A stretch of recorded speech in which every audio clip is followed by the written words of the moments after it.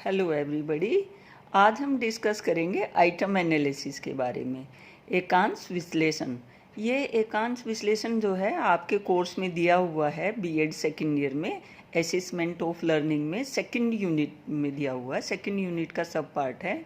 और ये item analysis से जो है क्या मतलब होता है? आइटम एनालिसिस से मतलब होता है जब आप पेपर जो है बनाएंगे, स्टूडेंट की लर्निंग को एसेस करने के लिए टीचर जो है क्वेश्चन पेपर बनाता है। और वो क्वेश्चन पेपर जो होते हैं दो तरह के होते हैं, पावर टेस्ट और स्पीड टेस्ट। जो पावर टेस्ट होते हैं वो स्टूडेंट्स के होते हैं एप्टीट्यूड टेस्ट, और स्टूडेंट के जो है उपलब्धि परीक्षण, अभिक्षमता परीक्षण, ये वाले होते हैं। और दूसरे होते हैं हमारे स्पीड टेस्ट। तो जो हम निकालेंगे ये आइटम एनालिसिस जो करेंगे हम, वो पावर टेस्ट की करेंगे। पावर टेस्ट की जो आइटम एनालिसिस जो है हम करते हैं, और उस आइटम एनालिसिस में हम जो है ये निकालते हैं कि जो क्वेश्चन है वो कितना जो है सही है, कि कौन सा क्वेश्चन हमने रखना है और कौन सा नहीं रखना। वो आइटम को जो है ये देखना कि क्वेश्चन जो है वो हमारा सही है या गलत है। सही या गलत भी ना कह के उसमें हम ये देखते हैं कि जो क्वेश्चन हमने जो है लिए हैं वो क्वेश्चन पेपर जो हैं किस स्तर के हैं, सही हैं या गलत हैं। कि भाई आइटम को एनालाइज करना, क्वेश्चन को एनालाइज करना, क्वेश्चन को जो है ये देखना कि वो कितने अच्छे तरीके से स्टूडेंट्स की जो है जो लर्निंग है उसका असेसमेंट प्रॉपर तरीके से कर सकता है। तो जो आइटम एनालिसिस जो हम यहाँ करेंगे वो हम पावर टेस्ट की करेंगे, और स्पीड टेस्ट की जो है आइटम एनालिसिस नहीं की जाती। जो स्पीड टेस्ट होते हैं वो हमारे ऐसे टाइप टेस्ट होते हैं। तो ऐसे टाइप टेस्ट की जो है आइटम एनालिसिस करना जो है उससे कोई ज़्यादा ज़रूरत नहीं है। मेन जो आइटम एनालिसिस होती है वो पावर टेस्ट की होती है। अब ये आप समझ ही गए हैं कि आइटम एनालिसिस से क्या मतलब होता है। आइटम एनालिसिस से मतलब ये होता है कि किसी क्वेश्चन का जो है उसको एनालाइज करना और उसको डाटा फॉर्म में जो है प्रस्तुत करना कि भाई ये क्वेश्चन कितना जो है देने के हिसाब से, बच्चों का एग्ज़ाम देने के हिसाब से कितना सही है और कितना गलत है। और ये स्टूडेंट्स को जो है स्टूडेंट के एग्ज़ाम में इसका प्रस्तुतिकरण किया जाना चाहिए, ये क्वेश्चन देना चाहिए या नहीं देना चाहिए, इस चीज़ की जानकारी निकालना ही आइटम को एनालाइज करना कहलाता है, उसकी जो है एनालिसिस करना। और जब हम आइटम की एनालिसिस कर रहे हों तो हमें जो है कुछ बातों की सावधानी रखनी चाहिए। और सावधानी में जो है सबसे ज़्यादा ज़रूरी ये होता है कि जब हम जो है क्वेश्चन पेपर बना रहे हों तो क्वेश्चन पेपर में जो अभी मैंने आपको बताया कि जो आइटम एनालिसिस करते हैं वो हम पावर टेस्ट की नहीं करते, हम जो है हम पावर टेस्ट की करते हैं। पावर टेस्ट की जो है आइटम एनालिसिस होती है, स्पीड टेस्ट की नहीं होती। तो हम इसमें जो है जो बच्चों को हम जो है अब पावर टेस्ट में जो है किस तरह के पावर में जो है जो जितने भी ऑब्जेक्टिव टाइप क्वेश्चन होते हैं वो पावर टेस्ट में आते हैं, और इन्हीं का ही जो है आइटम एनालिसिस किया जाता है। अब जब इनका जो है आइटम एनालिसिस हम करेंगे तो हमें जो है कुछ चीज़ें जो है देखनी होती हैं कि जो हमारा प्रश्न पत्र हो वो क्या हो, वो इस तरह से हो कि बच्चे जो हैं उसको, सपोज करो हमारा कोई जो है बड़ा ग्रुप है और उस बड़े ग्रुप को हम जो है क्वेश्चन दे रहे हैं, और उस बड़े ग्रुप को जो हम क्वेश्चन दे रहे हैं तो उनकी क्वेश्चन की संख्या जो है कम से कम 100 क्वेश्चन होने अनिवार्य हैं। और 100 क्वेश्चन जो है होना अनिवार्य है। और 100 क्वेश्चन के साथ जो है जो हम आइटम एनालिसिस करते हैं वो ज़्यादातर बड़े ग्रुप पे करते हैं, छोटे पे भी कर सकते हैं, इसमें कोई ऐसी बात नहीं है। तो जब हम बच्चों को जो है ये दें प्रश्न पत्र के जो है एकांशों की जो संख्या, यानी कि जो हमने आइटम दी हैं परीक्षण के अंतिम प्रश्नों के लिए, उनकी निर्धारित संख्या से जो है लगभग 1.5 गुनी होनी चाहिए। यानी कि कहने का मतलब ये है कि जब हम क्वेश्चन पेपर जो है बना रहे हों, अगर हमने 100 क्वेश्चन देने हैं तो हमने क्या है 100 क्वेश्चन की जगह हमने पहले 150 क्वेश्चन तैयार कर लेने चाहिए। और 150 क्वेश्चन में से जो है हमने उनकी छटनी करनी होती है। छटनी करने में जो है पता लगा हमने शुरू में ही 100 बनाए और जब हम उनकी छटनी करें तो वो पेपर जो है फिर क्वेश्चन कम पड़ जाएंगे। एक तो हुई कि नंबर ऑफ क्वेश्चन हमने शुरू में ज़्यादा बना लेने चाहिए। दूसरा ये हुआ कि जो हम उसमें ये देते हैं कि भाई कितने क्वेश्चन जो है, सपोज करो हमने 150 क्वेश्चन तो बना लिए लेकिन फाइनल में हमने 100 देने हैं। इसके बाद हमने जो है पर क्वेश्चन उनके ऑप्शन भी देने होते हैं। जो ऑब्जेक्टिव टाइप क्वेश्चन पेपर होते हैं उनमें हम जो है 4 ऑप्शन देते हैं, लेकिन यहाँ जब हम जो है आइटम एनालिसिस हमने जब करनी होती है, क्वेश्चन पेपर को सेट करना होता है, तो हम यहाँ उनकी चॉइस 4 ना दे के 5 दें। और एक जो है हम जब उनकी एनालिसिस कर लें क्वेश्चन पेपर की, एक उसको जो है हम बाद में हटा दें जो हमें लगता है कि ये ज़्यादा जो है यूज़फुल नहीं है।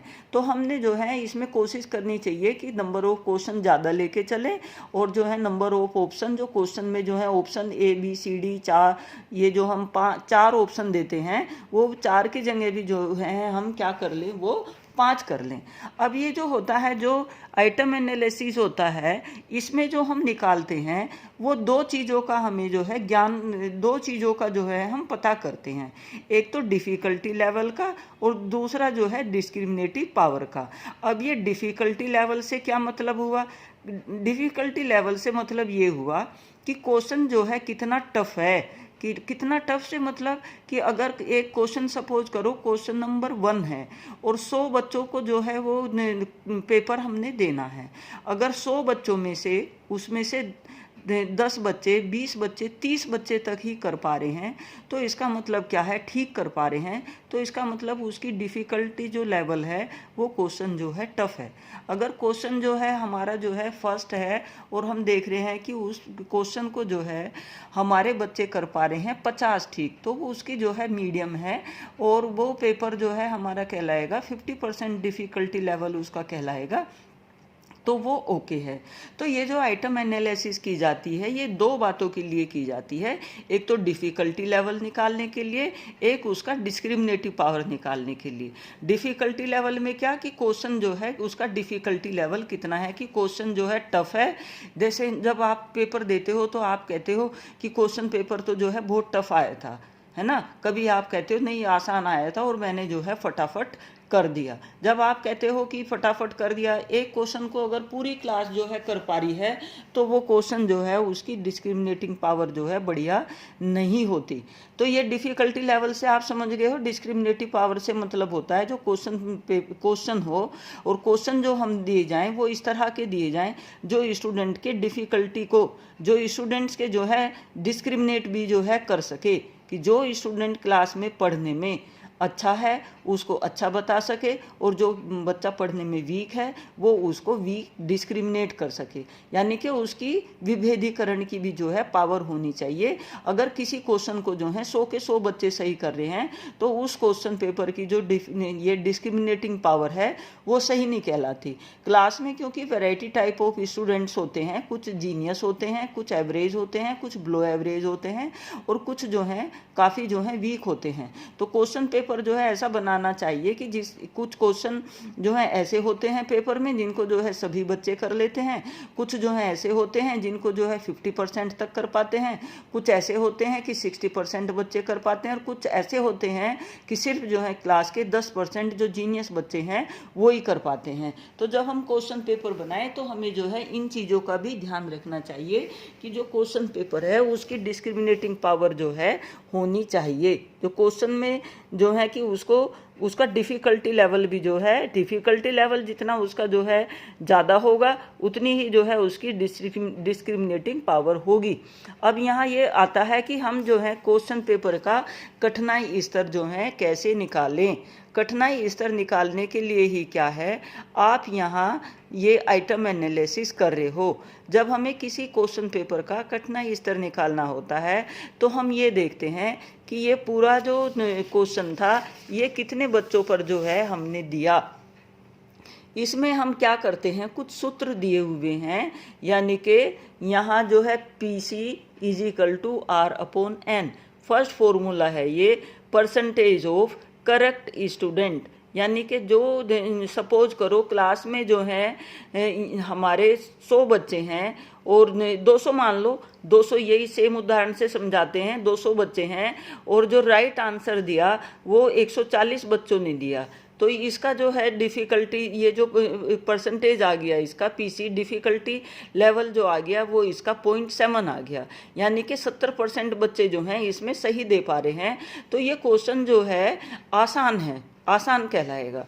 अब एक दूसरी बात आती है कि जो ये हमने यहाँ जो ये निकाला है PC = R/N, ये उनके लिए है कि जहाँ जो है हम ये सोच के करने हैं कि सभी बच्चों ने उस क्वेश्चन को अटेम्प्ट किया।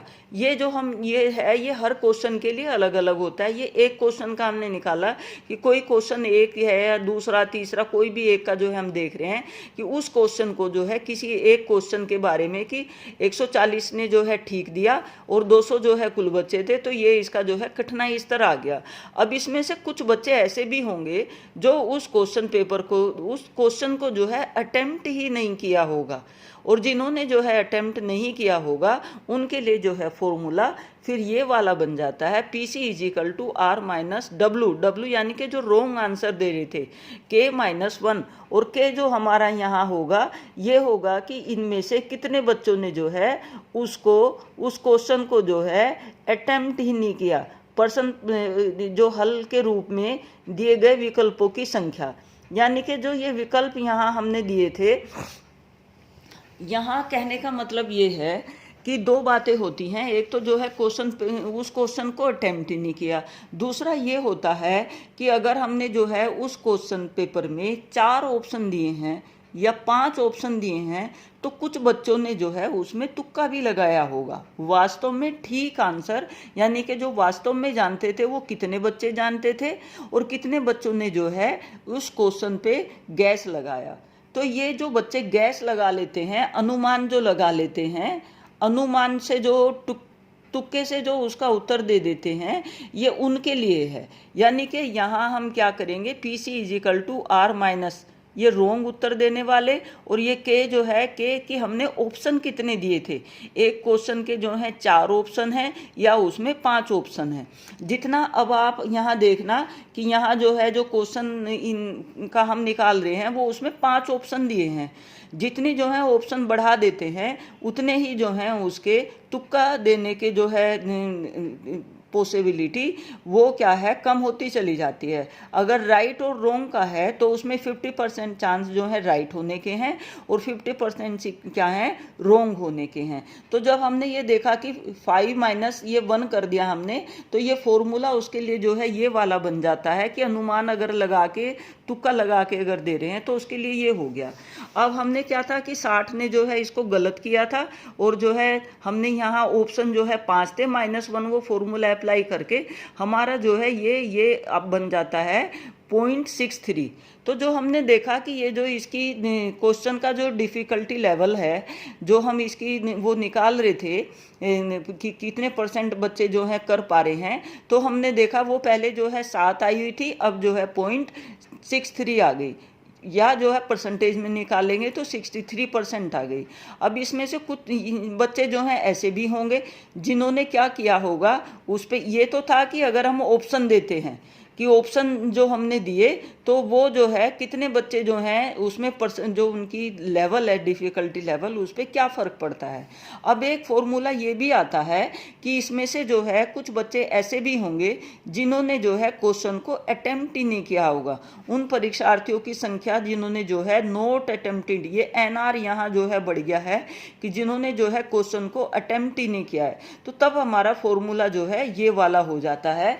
और फिर जो इसका जो है डिफ़िकल्टी लेवल जो होगा वो इसका जो है फिर चेंज हो जाता है कि जिन्होंने अटेम्प्ट नहीं किया, तो उसके आधार पे क्या है, ये यहाँ जो है जिन्होंने अटेम्प्ट नहीं किया, मान लो जो है वो 20 बच्चे जो थे, ये क्वेश्चन जो है पूरा वही चल रहा है, उसमें जो जो हमारी जो संभावनाएं होती चली जा रही हैं हम उनको जो है हाईलाइट करते चले जा रहे हैं, और हमारा उत्तर जो है इससे जो हमारा डिफ़िकल्टी लेवल था वो क्या हुआ, इसका मतलब 72 हो गया। क्योंकि इसमें से जो है कुछ बच्चे ऐसे हमारे जो है निकल गए, माइनस हो गए, और वो भी मतलब नीचे की तरफ आ गए जिन्होंने जो है उस क्वेश्चन को अटेम्प्ट ही नहीं किया था। शुरू वाला फॉर्मूला हम ये सोच के थे कि जिसमें जो है सभी बच्चों ने क्वेश्चन को जो है अटेम्प्ट किया होगा। ठीक है। अब इसके बाद अगर हमारा जो है समूह बड़ा हो, यानी कि हमारा जो है 370 तक का अगर समूह है या उससे ज़्यादा का है, तो हम जो है ये हम जो है एक एक क्वेश्चन का निकालने में हमें जो है बहुत टाइम लगेगा। तो हमने क्या था, यहाँ जो है समूह को 2 ग्रुप में बांट लिया, उच्च वर्ग, निम्न वर्ग और जो है मध्यम वर्ग। और ये बांट के जो है हमने उनके लिए जो है ये वाला फॉर्मूला जो है निर्धारित कर लिया। आप जो है हर पेज का जो है ये जब आप YouTube करेंगे तो हर पेज का जो है स्क्रीनशॉट लेके भी इसको जो है फॉर्मूले को कर सकते हैं, या वीडियो जो है बीच बीच में आप रोक लेंगे और तब इन सूत्रों को जो है आप देख लेंगे और आप अच्छे से जो है समझ जाएंगे। अगर हम यहाँ जो है ग्रुप जो है बड़ा है, 370 तक के परीक्षार्थियों का हम कर सकते हैं। अगर ग्रुप बड़ा है तो हम क्या है 27% ऊपर के 27 नीचे के 54 जो है हमारे बीच के, तो तब हम क्या है ये हायर ग्रुप और ये जो है हायर ग्रुप में जो है रोंग देने वाले और ऑप्शन जो है होगी, और हायर ग्रुप में कितनों ने नोट अटेम्प्ट और ये NH की टोटल बच्चे जितने थे, तो तब हम क्या है 1/2 यहाँ बाहर कर देंगे और ये ब्रैकेट ये करके हमारा तब फॉर्मूला जो है ये बन जाता है। और फिर हम जो है इसके आधार पे जो है क्वेश्चन की जो है डिफ़िकल्टी लेवल जो है हम निकाल लेंगे। ये अभी तक जो है हम डिफ़िकल्टी लेवल ही निकाल रहे हैं कि डिफ़िकल्टी लेवल जो है किसी क्वेश्चन का जब हम आइटम एनालिसिस कर रहे हैं तो कैसे कैसे करेंगे। तो ये हमारा जो है जब हम ये इस तरह से निकालते हैं तो इसका कठिनाई स्तर जो है 39 आता है, और ये क्वेश्चन जो है काफ़ी टफ तरह का है। अब टफ तरह का है तो कैसे, अगर जो है किसी क्वेश्चन को जो है कोई क्वेश्चन है उसको जो है 30% तक बच्चे कर पा रहे हैं तो वो काफ़ी टफ है। 70 बच्चे ऐसे हैं कि जो नहीं कर पा रहे हैं, ठीक है। और अगर कोई ऐसा क्वेश्चन है कि जिसको 80% बच्चे कर पा रहे हैं तो वो आसान क्वेश्चन है। तो यहाँ जो है ये हमारी एक टेबल भी जो है इन्होंने बताई हुई है। और इसके बाद जो है ये क्वेश्चनों की डिफ़िकल्टी लेवल जो है कि जो ऐसे टाइप होते हैं उनमें कितनी संभावना है, और जो हमारे 5 विकल्प वाले हैं जिनमें 5 चॉइस दी, 4 चॉइस दी हैं और जिनमें 3 दी हैं, कि उनमें जो है ये हमारा क्या होगा, विकल्प चेंज होते कठिनाई स्तर पे जो है जो इनके डिफ़िकल्टी लेवल हैं वो क्या हैं, वो थोड़े चेंज होते चले जाते हैं। तो ये था हमारा अब तक जो ये 4 फॉर्मूले हमारे जो है तैयार हुए थे, ये हुए थे किसके लिए, ये थे हमारे क्वेश्चन की डिफ़िकल्टी लेवल के लिए। और अब जो ये हम आइटम एनालिसिस कर रहे हैं ये क्वेश्चन के डिफ़िकल्टी लेवल निकालने के लिए, और दूसरा क्या, डिस्क्रिमिनेटिंग पावर निकालने के लिए। डिस्क्रिमिनेटिंग पावर से मतलब ये होता है कि क्वेश्चन पेपर जो है डिस्क्रिमिनेट कर सके, जो बच्चे पढ़ने में जीनियस हैं वो जीनियस आए क्वेश्चन पेपर देने में, और जो बच्चे जो हैं बिलो एवरेज हैं वो बिलो एवरेज आए। यानी कि क्वेश्चन पेपर इस तरह का होना चाहिए जो बच्चों को जो है विभेदीकरण कर सके, डिस्क्रिमिनेट कर सके। अच्छे बच्चे जीनियस को जीनियस अच्छे नंबर आए और जो पुअर बच्चा है उसके उसी हिसाब से नंबर आए। अगर किसी क्वेश्चन पेपर में जो है सभी बच्चों के एक ही जैसे नंबर लगभग आ रहे हैं तो वो पेपर जो है अच्छा नहीं कहलाता, उसकी डिस्क्रिमिनेटिंग पावर जो है बेकार होती है और वो क्वेश्चन पेपर को जो है अच्छा नहीं माना जाता। पढ़ने वाले के भी उतने नंबर, ना पढ़ने वाले के भी उतने नंबर, एक अच्छे स्टूडेंट के भी उतने ही नंबर और जो नहीं पढ़ता उसके भी उतने नंबर, तो उसको जो है अच्छा नहीं माना जाता। तो एक क्वेश्चन में जो है जो क्वेश्चन पेपर हम बनाते हैं उसकी जो है डिस्क्रिमिनेटिंग पावर भी होनी चाहिए, और इसका फॉर्मूला होता है D = P × Q। डी यानी कि ये डिस्क्रिमिनेटिंग पावर होगी, पी हो गया परसेंटेज ऑफ राइट रेस्पॉन्स जो दे रहे हैं, और क्यू हो गया जो क्वेश्चन उसमें दिए हुए हैं। D = P × Q। तो D = P × Q ये हमारे डिस्क्रिमिनेटिंग पावर का जो है फॉर्मूला है। इसको आप याद रखेंगे, एग्जाम में जो है इसको आप इजीली कर लेंगे। अभी आपको देखने सुनने में थोड़ा टफ लग रहा है, एक दफ़ा सीरियस होकर पढ़ लेंगे तो इसको आप बेहतर कर पाएंगे। जब ये एग्ज़ाम में जो है, जब मैंने भी कभी B.Ed किया था और ये क्वेश्चन जो है बहुत अच्छे से मैंने किया था, और मेरे इस पेपर में जो है मेजरमेंट में बहुत अच्छे नंबर आए थे B.Ed में। हाँ जी, अब ये जो है हमारा हो गया कि ये क्यू से मतलब हो गया असुध हल करने वाले परीक्षार्थियों की परसेंटेज, यानी कि जो रॉन्ग रेस्पॉन्स देते हैं उनका परसेंटेज कितना है, और डी हो गया हमारी डिस्क्रिमिनेटिंग पावर। अब इसके बाद जो है एक उदाहरण के द्वारा जो है हमने निकाल लिया कि राइट कोई एक ये क्वेश्चन है कि इस क्वेश्चन में जो है कितने राइट देते हैं, कितना परसेंटेज जो है रॉन्ग देते हैं। हमने जो है पहले इसका पी निकाल लिया, फिर जो है क्यू निकाल लिया। जब पी निकालेंगे कि राइट कितनों ने दिया और टोटल नंबर आ गया मल्टीप्लाई बाय 100, तो ये हमारा जो है 80% बच्चे आ गए। तो ये क्वेश्चन आप जो है देख लेंगे इसको। इसके बाद जो है हमने क्यू निकालना है कि जितने बच्चों ने जो है इसको नहीं किया, तो हम जो ये ऊपर हमने निकाला था वो माइनस कर देंगे उसमें से, तो ये हमारा जो है क्यू आ जाएगा। तो हमारे पास अब जो है डी भी आ गया और हमारे पास पी भी आ गया, क्यू भी आ गया। दोनों को जो है हम मल्टीप्लाई कर देंगे तो हमारा क्या आ जाएगा, D is equal to P into Q होता है। हमारा जो है डिस्क्रिमिनेटिंग पावर जो है क्वेश्चन पेपर की निकल जाएगी। अब ये नेक्स्ट पेज है, इस पे जो है समझाया हुआ है कि हमारा अगर जो है ग्रुप बड़ा है तो उसको हम जो है किस तरह से जो है करेंगे। उसका जो है राइट उसके जो है हायर ग्रुप वाले और लोअर ग्रुप वाले जो है हम ये कर लेंगे। D is equal to R S minus R L upon जो है एन कर लेंगे। और ये जो है क्वेश्चन दिया हुआ है, इसके हिसाब से जो है आप ध्यान से जो है इसको देख लेना और जो है समझ लेना। यानी कि जो इसमें हमने जो है हायर ग्रुप, अगर ग्रुप बड़ा है, क्योंकि एक एक क्वेश्चन का करने में जो है टाइम लगता है, और जो टाइम लगता है उससे बचाने के लिए हमने 27% ऊपर ग्रुप के ले लिए और 27 जो है नीचे के ग्रुप के ले लिए, और क्वेश्चन को जो है हम एनालाइज कर लेंगे। और इसके बाद जो है जब हम जो इसको एनालाइज करेंगे तो हमारा फॉर्मूला जो है वही D is equal to R H minus R L minus 1 upon और सिग्मा आर टी आ गया हमारा। टी से मतलब टोटल हो गया, राइट जो है टोटल देने वाले बच्चे, और इसके बाद जो है -1 और upon R T upon N T minus N R T. ये जो है पूरा जो है इसमें समझाया हुआ है और आप इसको देख लेंगे और जो है समझ लेंगे। ये जो है आर टी से क्या मतलब है कि हायर ग्रुप के राइट देने वाले और जो है लोअर ग्रुप के राइट देने वाले, और एन टी से क्या मतलब है हायर ग्रुप के जो है टोटल नंबर और जो है लोअर ग्रुप के टोटल नंबर ऑफ स्टूडेंट्स। इसी तरह से एन आर टी से क्या मतलब हो गया, एन आर एच प्लस कर देंगे और एन आर एल कर देंगे कि इसमें कितने बच्चे थे और उसमें कितने बच्चे थे। फिर इसके बाद जो है हमारा ये फॉर्मूला हो गया D is equal to R H minus R L plus 1 upon sigma, और इसके बाद जो है R T in bracket 1 minus R T upon N T minus N R T. ये हमारा जो है 8th फॉर्मूला हो गया।